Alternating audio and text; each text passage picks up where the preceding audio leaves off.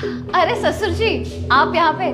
मैं आप ही के पास आ रही थी। वो क्या है ना, मैं नहाने के लिए जा रही हूँ, तो आप मेरे साथ ही चले मेरे वॉशरूम में। मेरी पीठ पे ना साबुन लगा देना,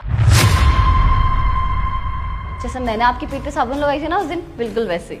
अरे बहू क्या बोल रही है तू? अरे मैं तेरा ससुर हूँ, मैं तेरी पीठ साफ कर दूं? क्यों ससुर जी, मैं आपकी बहू तो फिर क्या हो गया? फिर बहू तो क्या हुआ? उस दिन मैंने आपकी पीठ पर साबुन लगाया था और आज तुम लगा दोगे तो क्या हो जाएगा? फिर ससुर, तू बिना कपड़े के नहा रही होगी, मैं तेरे बदन को कैसे टच करूंगा? फिर उसका पति वहां पर आ जाता है। फिर उसका पिता कहता है, देखो बेटा, बहू मुझे अपने पीठ पर साबुन लगाने को कह रही है, इसे तू ही समझा, पता नहीं क्या हो गया है इसे।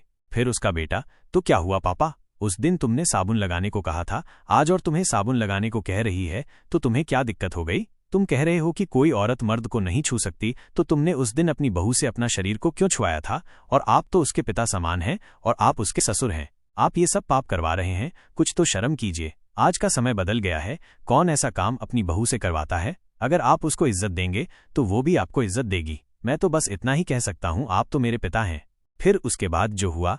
रुक जा बेटा, अगर इस शॉर्ट्स में कोई डांस कर रही होती तो तुम इसे भर भर के लाइक और सब्सक्राइब कर देते। तो आज मेरे लिए नहीं करोगे क्या? और कमेंट में जय माँ सरस्वती जरूर लिख देना। फिर उसका पिता अपनी बहू से माफी मांगता है और कहता है, मुझे माफ कर दो, अब से मैं ये काम नहीं करूंगा। फिर उसकी बहू कहती है, पापा आप मुझसे माफी मांगकर मुझे शर्मिंदा न करें। फिर वो अपने ससुर को माफ कर देती है।